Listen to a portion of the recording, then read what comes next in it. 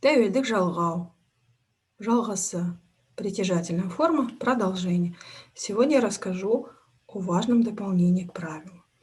Если у нас слово заканчивается на букву «п», как, например, слово «ктап», а окончание начинается на гласный звук, как, например, «минен ктап» плюс «м» будет «минен ктабым». Происходит озвончение буквы. Или «сенен ктабын» – твоя книга.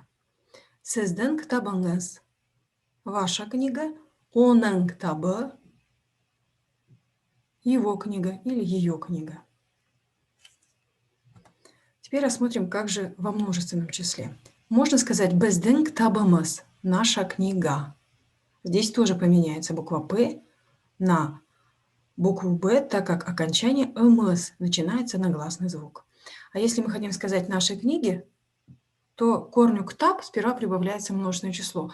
«Ктаптар», а потом окончание «мс».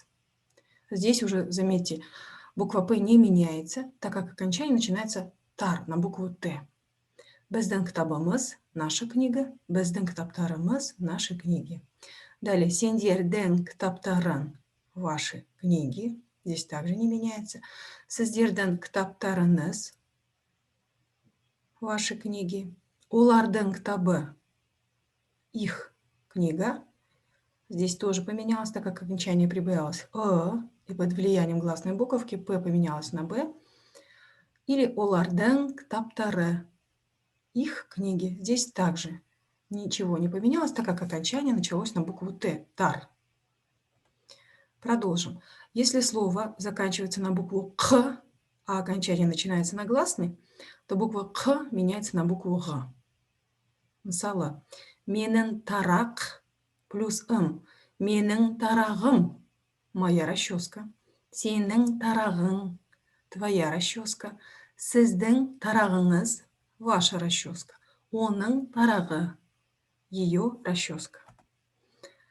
Множественное число также. «Біздің тарақтарымыз» здесь не поменялось, потому что мы прибавили множественное число «тар» – наши расчески, допустим.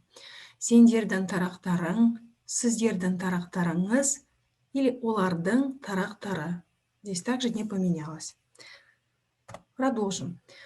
Если слово заканчивается на букву «к», то под влиянием окончания, если окончание при этом начинается на гласный звук, то «к» меняется на букву «г». «Менің жүрек» – сердце, «менің жүрегім» – мое сердце. Или другой пример. Крюк – лопата. «Сенің күрегің» – твоя лопата.